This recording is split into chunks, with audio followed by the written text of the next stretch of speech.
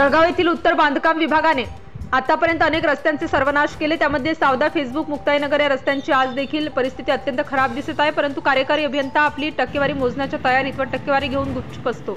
20 टक्केवारी वरिष्ठ अधिकाऱ्यांना देतो आणि बिल पास करतो। यामध्ये पण आमदार श्री दादा चौधरी, आमदार चंद्रकांत पाटील यांच्यावर सर्वसामान्य जनता नाराजगी व्यक्त करीत आहे। कारण आमदारांनी आपल्या मेहनतीने यांच्यापुढे हे रस्त्याचे काम दिले, संपूर्ण निधी दिला, त्यांनी कुठलीही गोष्टीचा विचार न करता आणि या भ्रष्ट टक्केवारीच्या हातामध्ये हे काम देऊन आज हे काम खड्डेमय झाले आहे। त्यामुळे जणू काही आमदारांना बदनाम करण्याची किंवा त्यांना पाण्याची सुपारी घेतली आहे का? कारण आशिकी आमदारांनी पालकमंत्री गुलाबराव पाटील यांच्या प्रयत्नाने केलेला करोडो रुपयांचा निधी बांधकाम विभागाला दिला आणि तोच बांधकाम विभाग खड्ड्यात टाकत आहे। कारण या खड्ड्यांमुळे अनेक लोकांना आपला जीव सुद्धा गमवावा लागलाय, अनेकांचे हातपाय तुटले आहेत आणि अनेक वाहनांचे नुकसान देखील झालेले आहे, शेतकऱ्यांचे नुकसान झालेले आहे। तरी देखील हे खड्डे पूर्णपणे व्यवस्थित केले जात नाहीत। जे रस्ते पूल शासकीय इमारत सावदा बांधकाम विभाग व मुक्ताईनगर बांधकाम विभागाचे उपविभागीय अभियंत्यांची टक्केवारी मोठ्या प्रमाणात वाढली आहे।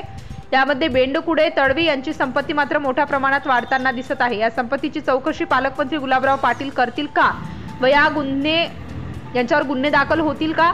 सखोल चौकशी करावी अशी मागणी या परिसरातील नागरिकांनी केलेली आहे। Subscribe now and press the bell icon. Never miss an update.